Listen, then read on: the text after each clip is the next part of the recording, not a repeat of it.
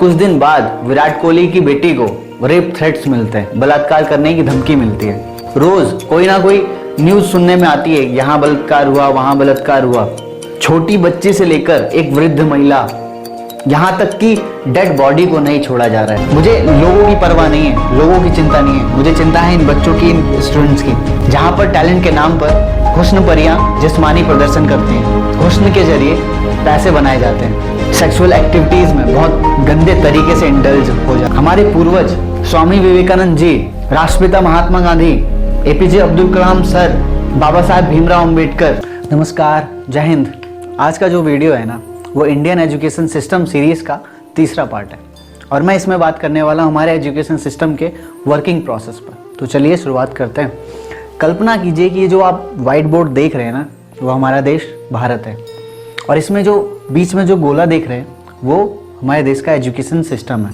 ये तय करता है कि हमारे आने वाला भारत कैसा होगा, हमारे फ्यूचर इंडिया का फ्यूचर इसके हाथों में है। प्रश्न उठता है कैसे?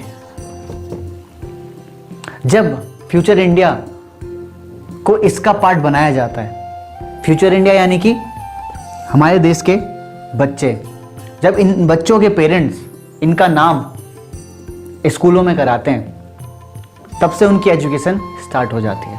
सबसे पहले स्कूलिंग में pre primary, primary, secondary, mid secondary, higher secondary, bachelors, अगर हायर एजुकेशन के लिए जाना है तो मास्टर्स, एमफिल, पीएचडी। ये हमारे एजुकेशन सिस्टम की हायरार्की है। इसके हिसाब से हम लोगों को एजुकेशन मिलती है।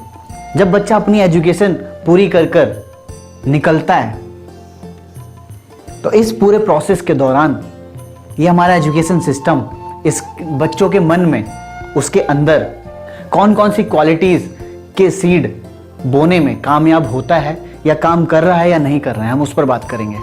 सबसे पहले मुझे ये समझ में नहीं आता हमारे एजुकेशन सिस्टम का एम क्या है, उद्देश्य क्या है।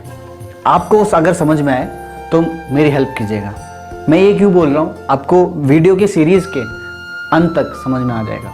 तो सबसे पहले और सबसे ज़रूरी, क्वालिटी पे काम कर रहा है कि हमारा एजुकेशन सिस्टम, तो वो क्वालिटी क्या है? वो पहली क्वालिटी है ये, क्या एजुकेशन सिस्टम बच्चों को सोचने में मजबूर करता है क्या? सोचने पे काम कर रहा है क्या? क्या बच्चों को थिंकर बना रहा है क्या? मेरे हिसाब से तो नहीं हो रहा। क्यों? जब बच्चा छोटा होता है, प्री प्राइमरी, प्राइमरी स्टेज में होता है, तो हम उसको क्या काम देते हैं?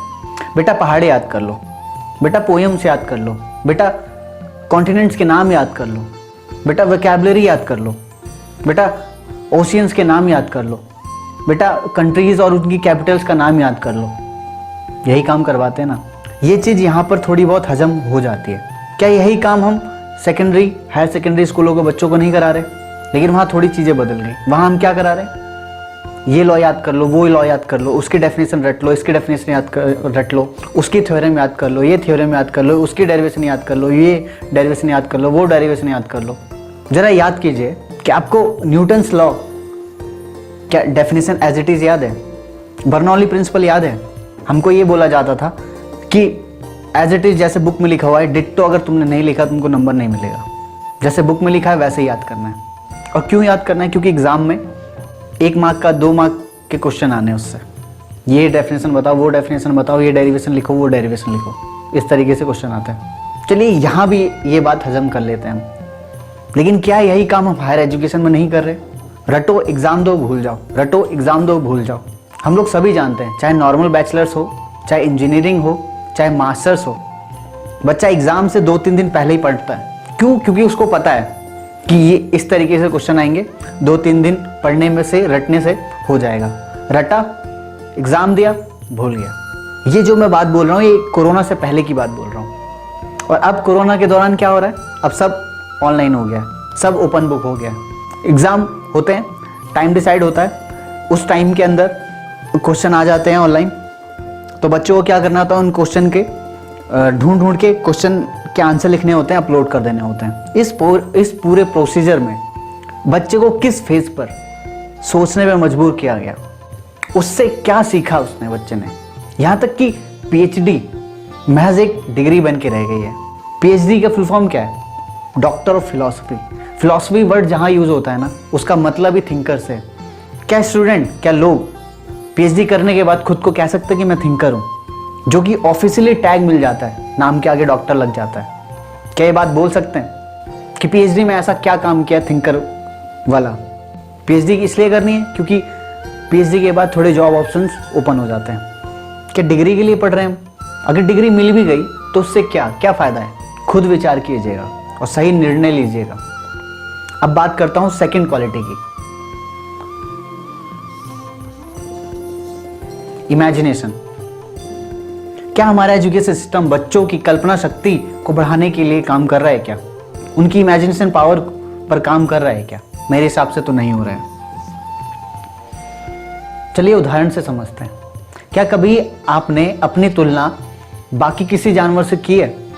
अगर नहीं की तो आज करते हैं। कोई भी जानवर ले लीजिए, मैं सांड लेता हूँ। क्या वो खाने के लिए पूरे दिन नहीं भटकता? और वो ही काम हम लोग नहीं करते? हम लोग भी करते ना वही काम। क्या उसको मेट करने के लिए पार्टनर चाहिए? हम लोगों को भी मेट करने के लिए और मेट ढूंढने के लिए हमारा आधा से ज़्यादा जीवन चला जाता है। वो भी अपने सेंसेस का स्लेव है और हम लोग भी अपने सेंसेस का स्लेव बने हुए हैं। क्या वो जीने के लिए, वो खाने के लिए नहीं जी रहा? क्या वो मेट करने के लिए नहीं जी रहा? क्या वही काम हम लोग नहीं कर रहे? क्या हम लोग भी खाने के लिए नहीं जी रहे? क्या हम लोग भी मेट करने के लिए नहीं जी रहे?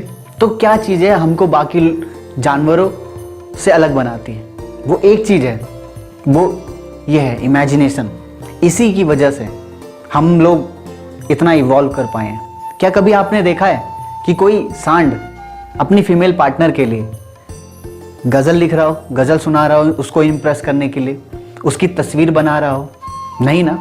आप एल्बर्ट आइंस्टीन को तो जानते होंगे, बहुत फेमस साइंटिस्ट है, बहुत बड़े साइंटिस्ट हैं। वो कहते हैं imagination is more powerful, more important than knowledge, जो कि 100% ट्रू है। क्या आप इमेजिन कर सकते हैं कि उनके टाइम पर इतनी इंफॉर्मेशन थी जो आज के टाइम पर है इतनी?